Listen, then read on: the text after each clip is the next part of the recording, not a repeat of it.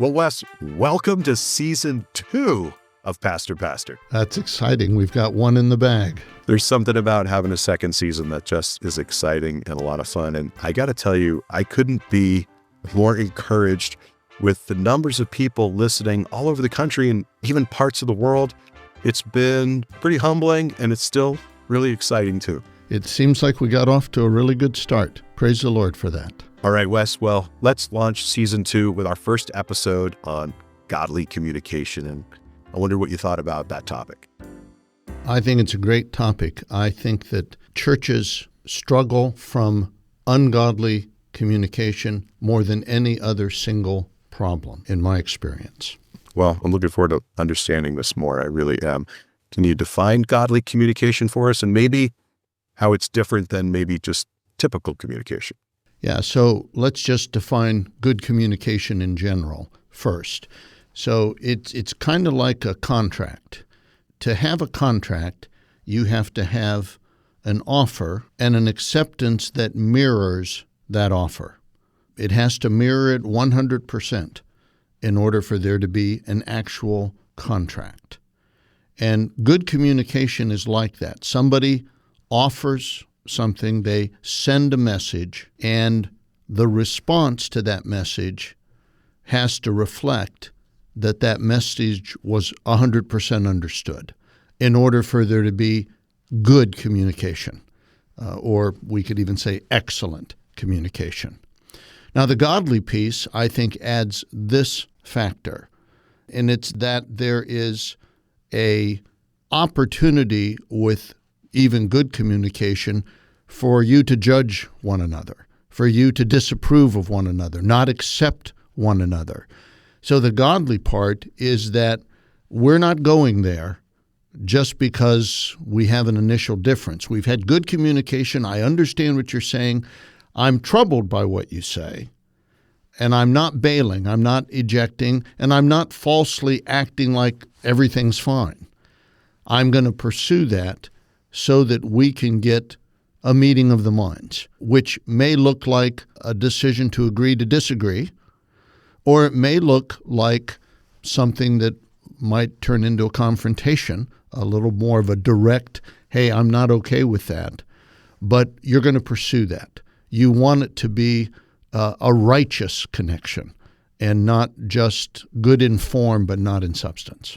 Can you give an example, maybe a simple example of godly communication, maybe a scenario between a husband and a wife versus what it would look like to not have a godly connection? Yeah, let's take a typical issue between husbands and wives. How about the topic of punctuality? Sometimes husbands and wives have different constructs when it comes to punctuality. So one of the ways that manifests itself is in going to church on Sunday morning. Because, the husband go off to work during the week, he can have his concept of punctuality, and it doesn't really interface with the wife. But now they're together. They got all the kids, and, maybe he's one of those types that likes to get out the door, a half hour before the obligation and arrive 10 minutes early. And she likes that idea but doesn't feel as constrained by it, or vice versa. I'm not dumping on the wife here.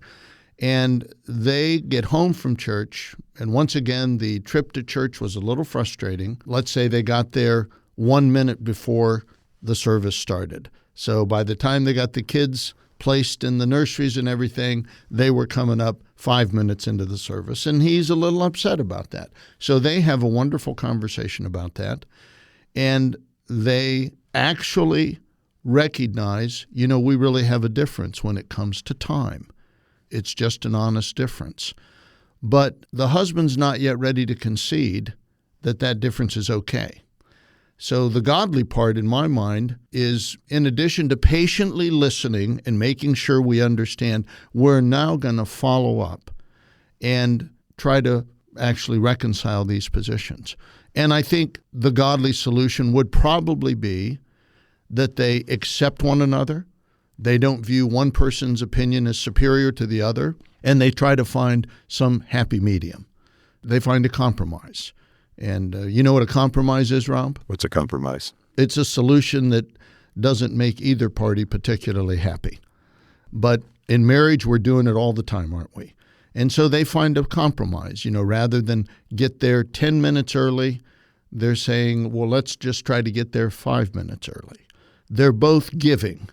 And that's been the result of godly communication, not only to understand one another's position, but to accept it and then work through a solution that can work for both of them.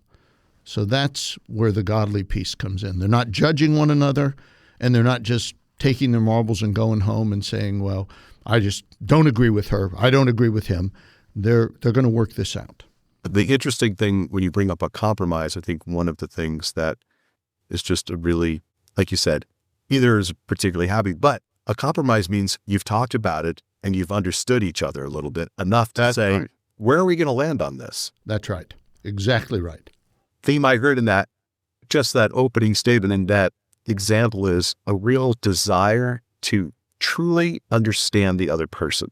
How does understanding the other person, how is that essential? Is it essential to really effectively communicate with another person? Yeah, and I think you got to even back the train up a little farther, Rob. I think the first question is, why should we even care about understanding another person? And I think from a Christian point of view, we've really got two bases. The first is that we believe that person was created in the image of God. And even though sin has marred that image almost beyond recognition, nevertheless, people are created in the image of God. So they bear the image of our wonderful Creator, and He made them to be who they are. They've been created wonderfully by Him and uniquely by Him. So that's a grounds to being wanting to understand the other person. But of course, the other grounds is that now we're dealing, as far as fellow Christians are concerned, with someone who is in Christ. They are beloved of God for Christ's sake. Christ chose them before the foundation of the world. He died for them. He's called them through His Spirit. So I've got a precious brother and sister scenario going on. I need to be willing to understand my sister if it's my wife, my brother if it's my husband. So the first thing is being clear. I need to want to understand that person. They're valuable before God. They're valuable to the Lord Jesus Christ. They are worthy of my time and energy to understand them. So I think that's really the first step. When you're really trying to understand somebody, it sounds like it's a first step in really trying to love them. It is, and especially if they're different from you. I mean, when I got first married to Sue, we quickly saw that we were in certain ways extremely different. And I confess, it was irritating to me at first. Now, she's a much more patient, godly person, so she was much more accepting. I was much more judgmental because she was just so very different. And as God began to work in my heart, I began to surrender to Him in my willingness to even try to understand her without judging her. And we began to make progress, really, because I started to love her such that I was willing to try to actually understand her point of view. I mean, early on, she'd say things like, do you want me to even try to explain what I'm saying? And I'd say no. It's like, I don't want to hear about it. And I know that's a terrible response, but really what I was saying is, I'm not really loving you right now. And I had to repent of that and come to terms with my narrow-minded, judgmental spirit towards someone who communicated differently from me and thought about things differently from me, wanted to raise our children differently from me. A lot of differences, and I needed to really just try to understand how she thought about these things. Does good communication look different for different types of people, or is there's a foundation for good communication, godly communication, and this is what it looks like? Well, I mean, yes and no, but I would say the fundamentals are the same. And I think they're across cultures. It's not just an American phenomena. You're trying to understand the other person without judgment. You're therefore having to listen. The communication gurus all say, just remember, you have only one mouth but two ears. You're trying to make sure listening is front and center. and you're working hard at asking clarifying questions, not in an inquisitional kind of a way, but just, I really want to understand, is this what you're saying? Because in good communication, you should be able to state the other person's point of view back to them such that they sign off and say, yeah, that's what I meant. And until they sign off, you haven't connected yet. And I think that's just all a very fundamental part of godly communication. And it's the same no matter the language. Yeah, and I think when someone says back to you what you said, and maybe not just exactly like that, but you really feel understood and you feel heard and they're accurate with that, that's very encouraging. It feels really good. You do feel loved. You feel like, wow, he really gets it, or she really gets it. I agree with that, Rob. In the area of marriage, when we're dealing with new Christians, the submission word is kind of a dirty word. But what we've found is that wives do not have really trouble following their husbands if they feel like their husbands have really understood what they think.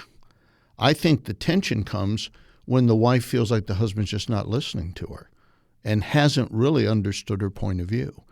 When he's understood her point of view, I think most wives relax. They say, okay, I've shared that. And that assumes that he esteems the point of view.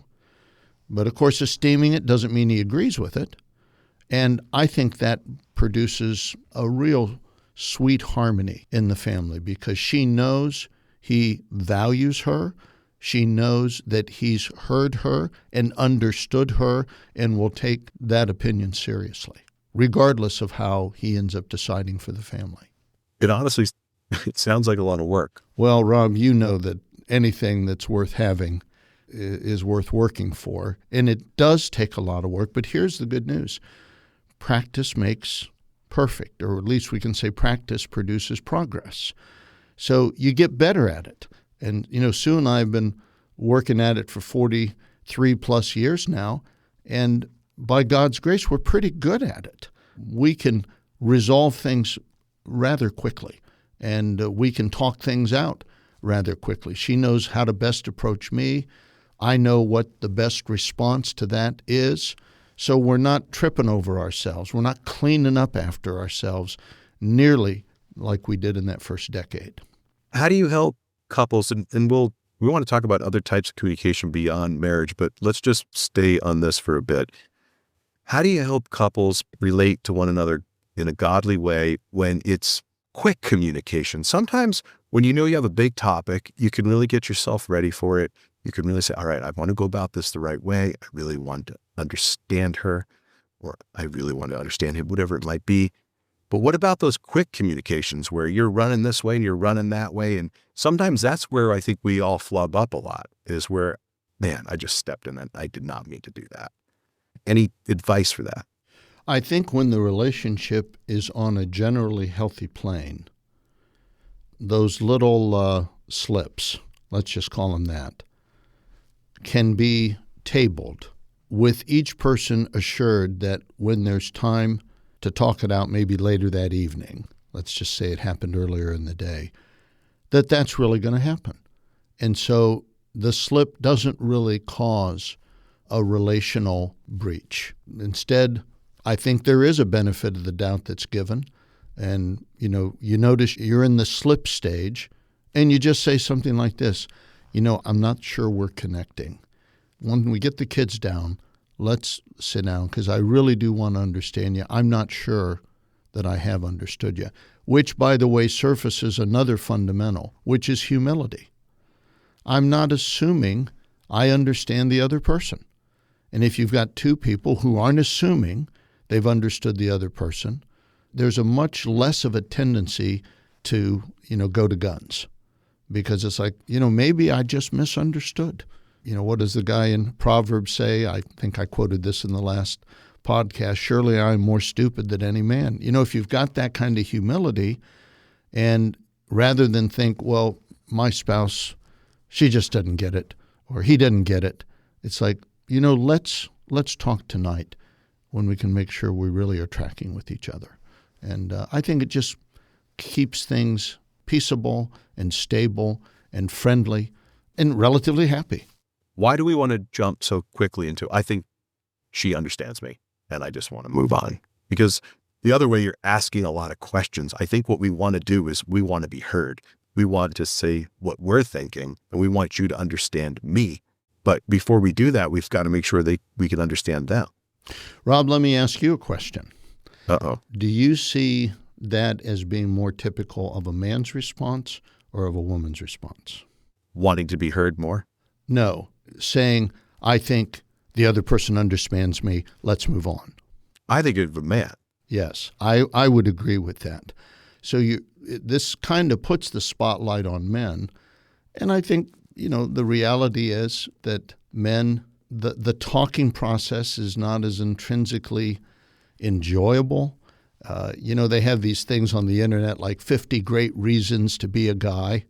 One of the reasons that I saw, I don't know when I saw it, was that you can sit through an entire movie and never say a word with your buddy.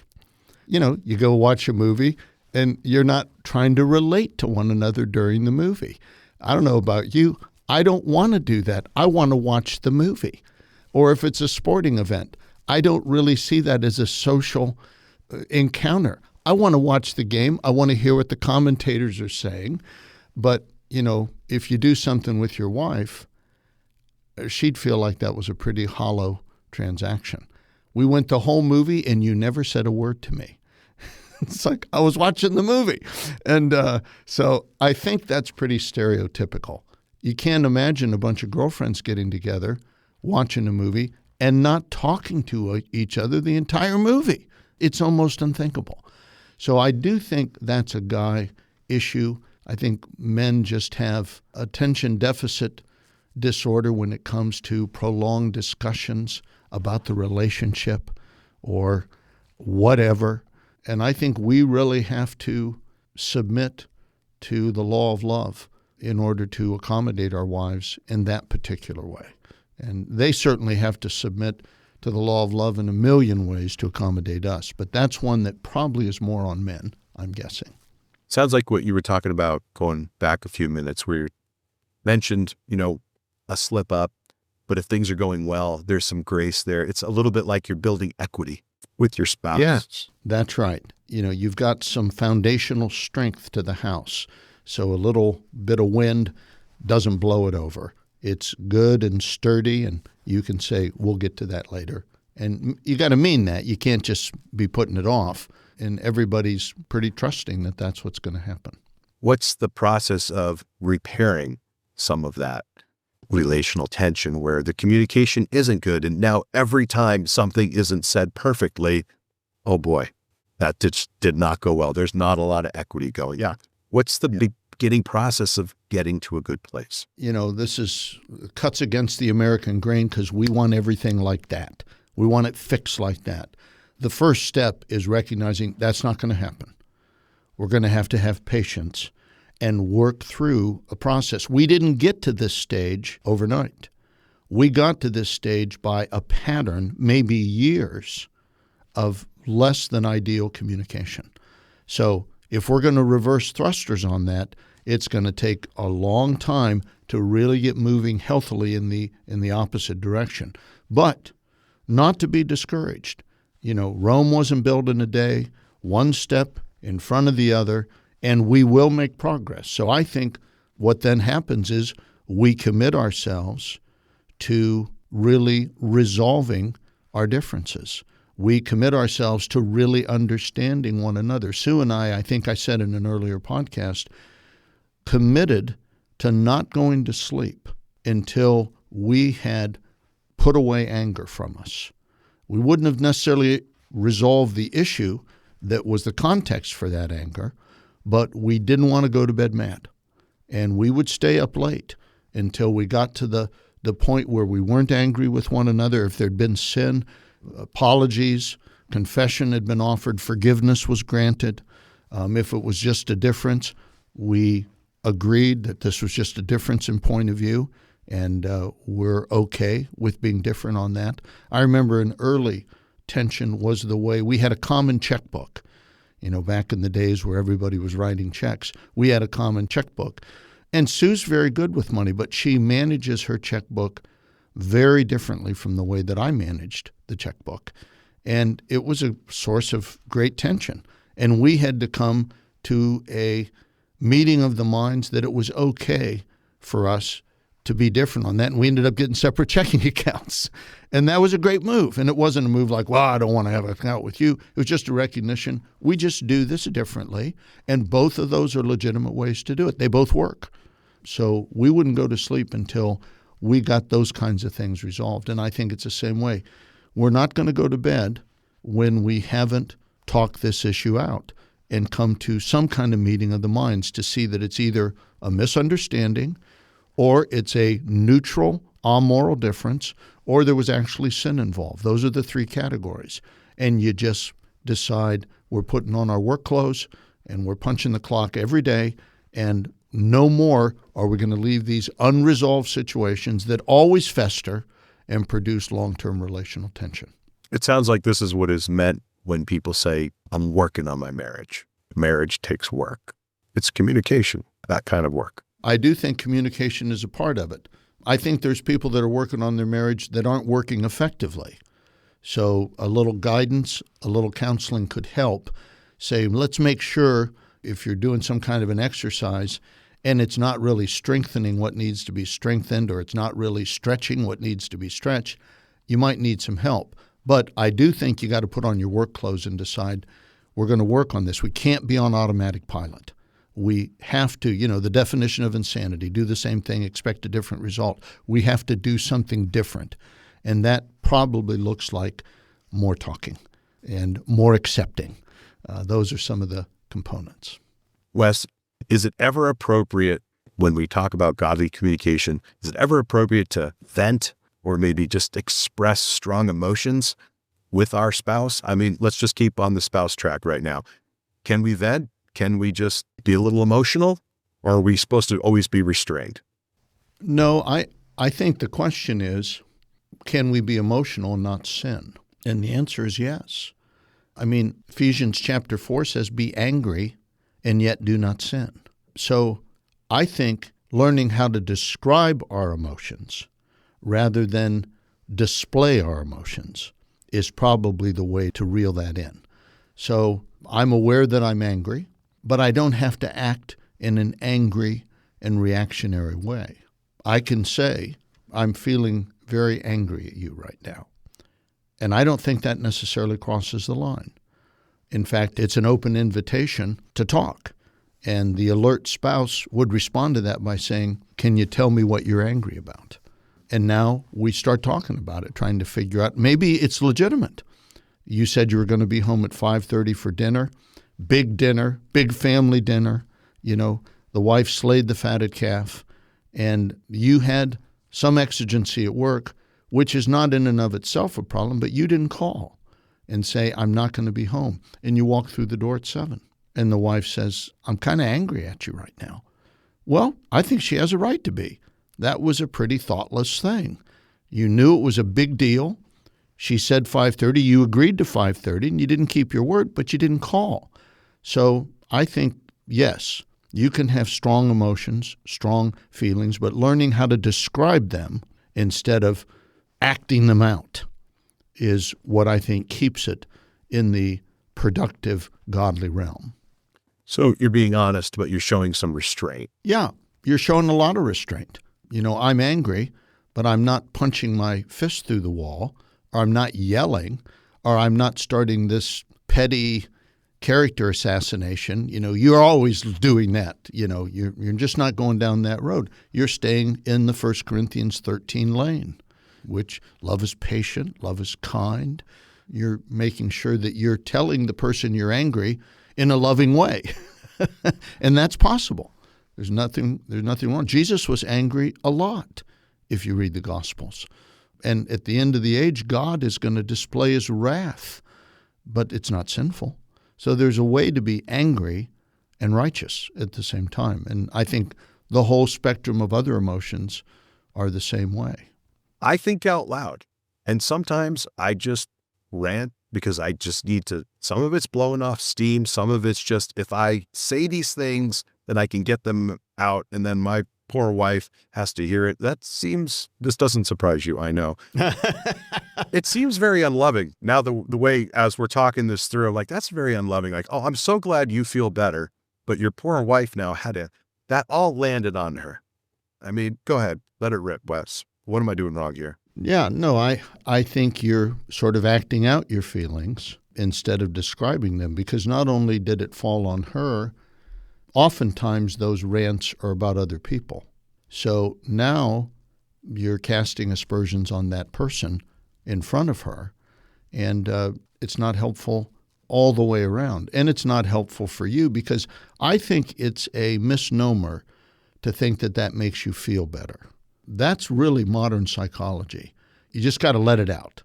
It's unhealthy for us to restrain ourselves. Suffering in silence is overrated, would be the modern idea. And I think that suffering in silence could be unhealthy, but I don't think it has to be unhealthy. I think there's a way to talk about things where you're not just bottling it all up, but you're talking about things in a way that does not attack other people. I don't think attacking other people is the healthy part of it. I think the healthy part of it is being able to express yourself and be honest with your emotions. That's the healthy part of it. So you can get the same effect that you're striving for without all the collateral damage. So is sometimes good communication restraining yourself and not sharing everything? Well, yeah, if you read the book of Proverbs, that's all over the pages of Proverbs. Proverbs chapter 10 says, with many words, transgression is unavoidable. With many words, transgression is unavoidable. Restraint is a godly communication trait. Again, we're not saying you have to bottle it up, but we're saying the way that you might talk about things, and also what you talk about. There may be decisions just to not talk about certain things. But I'm more focusing on the way that communication takes place is still very restrained if it's godly communication. Switching gears a little bit, we're still on godly communication. Wes, I want to talk a little bit about technology. And when it comes to technology and communication, I mean, it's easier than ever to share things with people quickly with text, FaceTime, instant messaging, list goes on. How do we all do this? Now we've got emojis, which, are supposed to help maybe people understand what we're trying to express. I don't know how to form this question, but what are your thoughts on godly communication through technology? How should we be using, as Christians, how should we be using technology to communicate? Well, first of all, let me say I'm not against technology, even though I don't understand most of it. But I'm not against it. When I was senior pastor at Christ Memorial, I brought it in as much as we could with nets. I've brought it in as much as we can, even though I'm not a big user of it. I can operate the remote control to get the football game on the television. But in general, communication through technology, so what are we talking about? Social media, email, texts, all of those forms of communication are profoundly inferior forms of communication, and that for really several reasons. Number one, the psychologists tell us that the message that you communicate, less than 50% are communicated with your words. Body language, inflection, intonation, all of those things, facial expression are all very important parts of communication. So all of those forms of communication are devoid of what psychologists tell us are essential to a good connection. Add to that, especially texts, I would say texts and texting has become the most prevalent form of communication in our day. Would you agree with that, Rob? Yeah, I would definitely agree with that. Yeah, especially with this ability to kind of send a text with your voice where you just click a button. Yes. It transcribes what you say and boom. I mean, I'm doing this all day long, Wes. Yeah. That form of communication not only is devoid of all these other elements of good communication, the nonverbal part of it, but it's also so cryptic that the possibility of misunderstanding is incredible. So, I can't even count the number of ways that those messages can be misinterpreted. So my recommendation when I'm mentoring pastors is to use those kind of communications for setup. Text somebody and say, there's something I want to talk to you about. Now, obviously, if you're running late, you can text your wife. I'll text ETA and then I'll put the time, just so I can align expectations. And she gets that. But if there's something at all significant to talk about, use the technology to set up those conversations so they can take place either by phone or by Zoom or in person. Those are all far superior forms of communication. With one of them, you're at least hearing all the parts of the voice.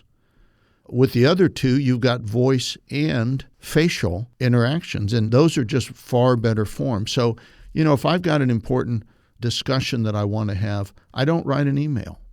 I'll write the email to say, I really think we should try to set up a time when we can connect. Do you have any time next week? And it's good for that kind of stuff. There's not much emotion in that kind of a communication. There's not much chance of being misunderstood. You don't need a lot of back and forth to clarify. I noticed you said in your email that you were hoping we could connect next week. Like, are you talking about during the weekdays or you don't need all of that. People get it. They know what you're talking about, and you can set something up. So in my mind, godly communication really requires the full person involved as much as possible. And in person is the best. That's why business people still travel across the country. If they've got a really important business negotiation, they'll just hop in their private jets and they'll fly to the place so they can, in person, work that through. The back and forth is a vital part of really understanding another person's perspective. It feels like today you're making this big commitment and going a little bit outside a lot of people's comfort zone. You actually pick up your phone and call someone to talk to them, especially I think for young people. And I'm sure this goes for, pastors, lay leaders in their 20s, early. It's like, wow, a phone call. Like, I'm going to do it. I'm going to make a phone call. Just yesterday, I'm sitting there, I'm texting one of my kids, and I'm sitting there looking at my phone for like 5 minutes. Like, I can't figure out how to put this in a text. This just isn't a text. I will call this child. And we had a great conversation. Yeah. And I hung up the phone and said, I think I just saved us about 186 texts. Yeah. And you understand me and I understand you. And we're both hanging up really satisfied. Well, I'm trying to be as neutral as I can on this. Every generation thinks the one that comes after them is deteriorated. I'm not sure that's at all true. I do think, though, that with the advent of modern technology, communications become much more self-centered. So you call somebody, they don't pick up the phone because they don't want to be bothered. And I've done this hundreds of times at this point because I'm interacting with a lot of millennials. I'm interacting with a lot of Gen Zers. I call them, nothing. I text them, boom, I get a response. So then I text them and say, could you call me? And we got to go through a little bit of that. And I think we like communication that's on our terms rather than on someone else's terms. So I would throw out there the idea of how about being available to other people? So if someone calls me, I pick it up unless I'm already engaged in another situation, a counseling situation, because that's what I'd want them to do for me. I want to be a servant, and someone's calling, they need something, and I'm not going to, wait till it's convenient for me if I'm available right then. And same way if someone comes and knocks on your door, I wasn't expecting that, but you're here, come on in. I'm going to alter my schedule to be a servant to you. And I think we've gotten into a real selfish pattern of communication. And that's why cell phones aren't used primarily as phones anymore. They're used to watch movies, to text, to Instagram, a million other things, to shop, but they're not used for cell phones. Lots of people don't pick up anymore with their phones because it's just not convenient for them. So I would challenge anybody in the ministry to take a close look at that and maybe make some amendments. Yeah, it almost seems like today we're supposed to, the etiquette is, I'm going to text you and ask you if it's okay if I call you. Yeah, it is. And certainly you text to try to set up a phone call a lot of times because they just won't answer. The number of times they don't answer, but if I send them a text, I get a pretty fast response. So I know their phone's there because they texted me right away. And it's like my name came up on the thing. You just decided you didn't want to answer it. I know you know it's me. Yeah. I mean, someone could be in a meeting and Sure. and so they couldn't answer it, and I get that. And then texting's kind of nice. I'm in a meeting. Can I call you back in 20 minutes? Thank you. Yes. I'll look forward to it. And I know that's a scenario too, so I don't want to just paint with too broad of a brush.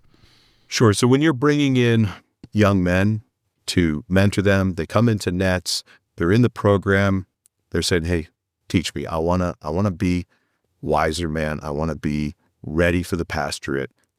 What kind of things are you sharing with them? Are you having to deprogram a little bit with some of this communication stuff?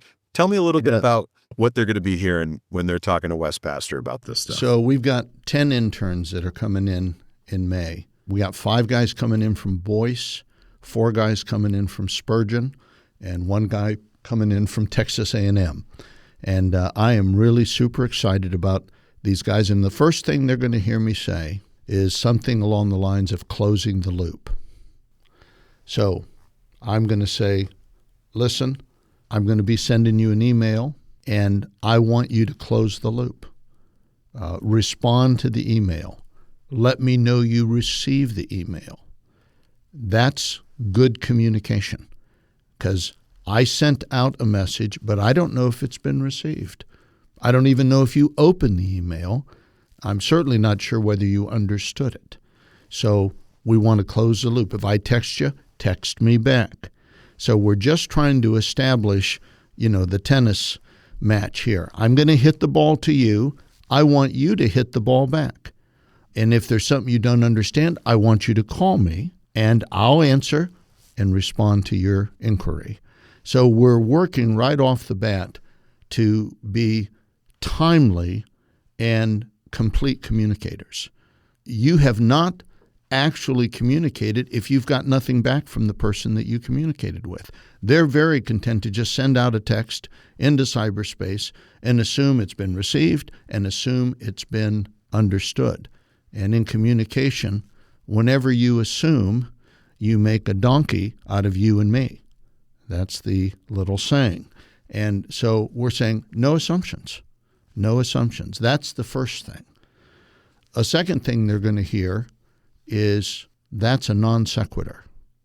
So learning that when you say that something follows something else, it better necessarily follow that. And if it doesn't necessarily follow it, it's a non sequitur. It doesn't necessarily follow. So I said something, you perceived from that must mean this. And I'll stop them in their tracks and say, no, that doesn't necessarily mean that. And that has a lot to do with good Bible study methodology, not assuming that just because the Scripture says this, that necessarily implies that. So we're talking about assumptions, we're talking about feedback, we're talking about closing the loop. All of these are elements of godly communication and godly listening. So yeah, we talk a lot about that. Your heart almost goes out to these guys because this is the culture they've grown up with. Yes, it is. The culture's not godly communication for a culture. No. So they've got to start thinking about things in different ways. And they've got to slow down and they've got to choose their means to communicate and how they do it. Yeah. And another problem, Rob, is that there's not a clear distinction made between men and women. So pastors are coming in, young pastors are coming in, sort of talking to men and women the same way. And I don't need to tell this audience that men and women are really different. Half your congregation or more are going to be women. So you have to be aware of those differences and not just sort of be androgynous in your communication as if we're all this unisex beings. There may be gender confusion in the culture, but there's not gender confusion in the church when it comes to appreciating the differences between men and women. The Bible's very clear. Men and women are profoundly different. So that complicates the communication as well. And the younger generations are not necessarily very clear on that. As we wrap up this first episode, there's so much here to talk about, just talking about how to communicate with men and women differently, marriage, how does a pastor talk to his congregation, how do elders, how should they be communicating with one another, restraint, confidentiality. There's a million things here. I wonder if we might just close with this because I'm very interested in this and I'm very curious. Can you give me an example, Wes, of how let's just go with a pastor. How does a pastor communicate differently with a woman than a man when it comes to using technology, whether it be an email or a text?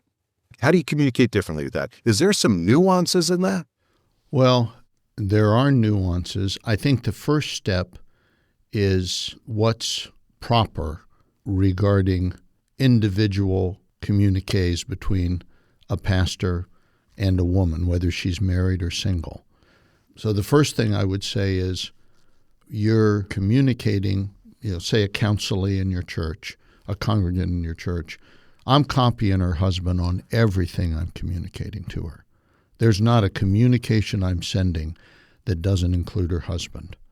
And I'm not communicating my feelings. I'm not communicating on any kind of intimate level.